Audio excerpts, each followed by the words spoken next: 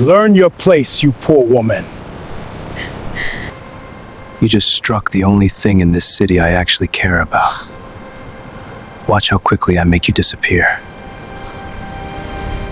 The slap didn't just echo across table 7. It split the room open. A sharp, violent crack, too loud, too real for a place like the Zenith Gala, where everything was supposed to be polished, controlled, untouchable. Jennifer Rose didn't react at first. She just stood there, still. Her hand rose slowly to her cheek, fingers trembling as they pressed against the heat blooming beneath her skin. The sting wasn't just physical, it spread deeper, sharper, like something inside her had just been exposed under those chandeliers. Around her, the silence twisted. Then came the soft clicks. Phones.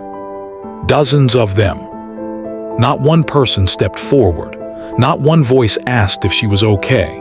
Their eyes, their eyes bright, eager, almost excited, like they weren't witnessing humiliation. Like they were witnessing content. Big N stood over her, breathing hard, chest rising and falling like he'd just won something. "Learn your place," he muttered, his voice thick with that dangerous kind of arrogance, the kind money builds in men who have never been told no. His hand came up again, higher this time, slower, intentional, but it never came down, because suddenly, it stopped. Not by force, not by struggle. Just stopped. A hand had caught his wrist midair. Firm, precise, unmoving. The sleeve was dark green velvet, smooth, unwrinkled, almost too calm for what it was doing. Big N blinked, confused at first, then tried to pull back. He couldn't. His arm didn't move. Didn't even twitch. Woo-jin stood beside Jennifer like he'd always been there. No rush, no tension, no anger on his face. Just stillness. The kind that makes noise feel out of place. He didn't look at the crowd, didn't acknowledge the cameras, didn't even glance at Jennifer. His eyes stayed locked on Big N. Flat, cold, endless. When he spoke, it wasn't loud. But somehow, everyone heard it. "You just struck the only thing in this city I actually care about." A pause. Watch how quickly I make you disappear. Small, deadly.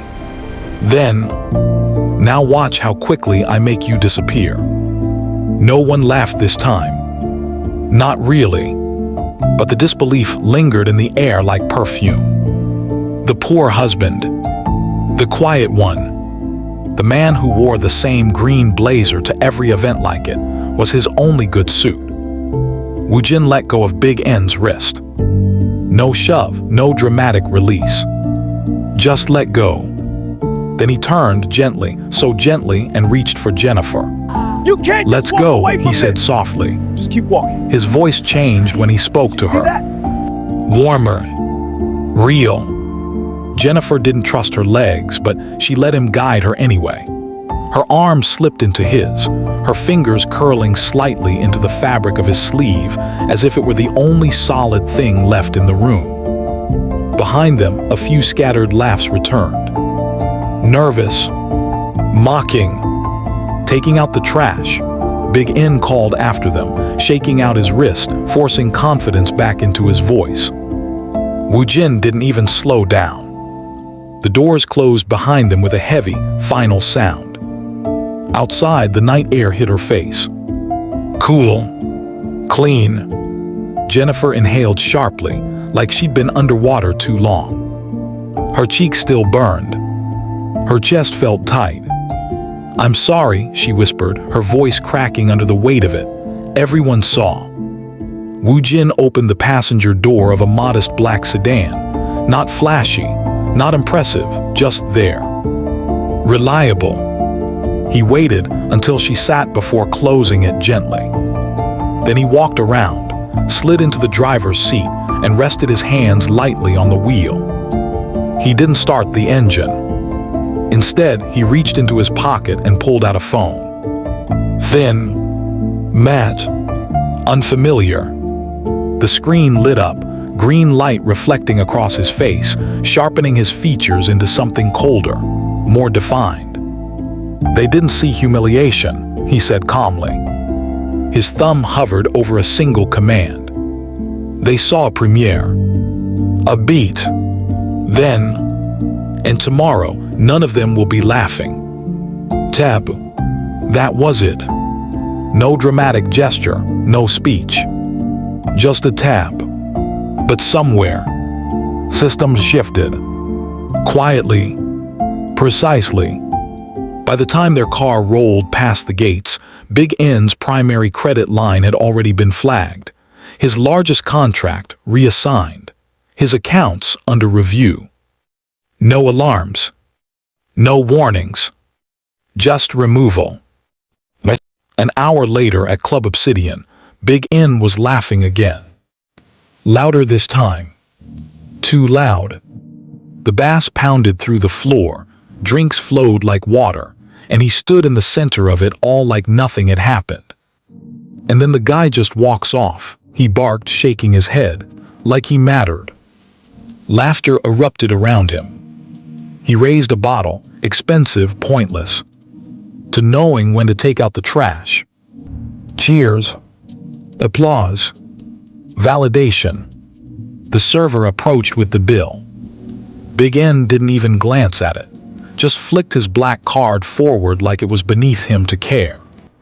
He turned back to his audience, kept talking, kept smiling. 2 minutes later, "Sir." The tone was different.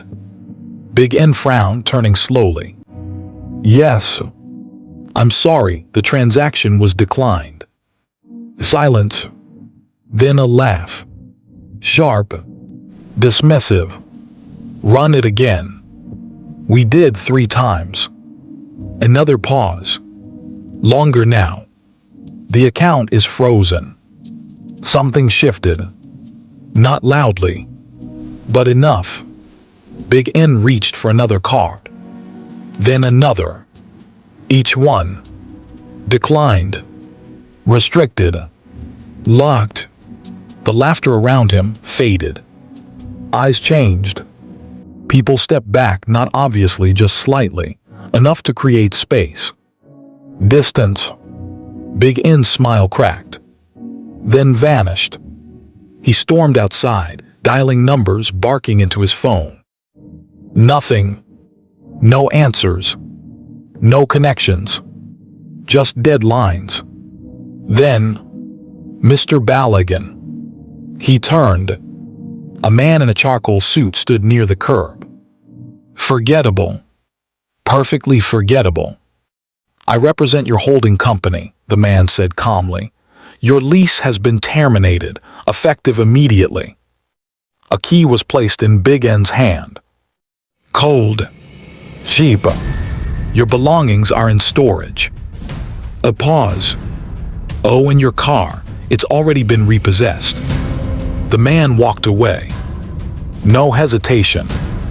No explanation. Just gone. Big N stood there. Alone. Holding a piece of metal that felt nothing like power. And for the first time, he understood. This wasn't an attack. This was erasure. Back home, the apartment was quiet. Too quiet. Jennifer stood in the doorway of Woo Jin's study, her hand resting against the frame. Something felt off. Wrong. There was a hum. Low. Constant. She pushed the door open. And froze. This wasn't a study. It was a nerve center. Screens everywhere, data streaming, systems breathing. The city laid out in numbers, feeds, movements. Her eyes landed on one screen. A CCTV feed. A street corner. The same one. Then another screen. Big N's accounts. Flickering. Diminishing. Disappearing. Line by line. Like he was being deleted. Her breath caught. Then she saw it.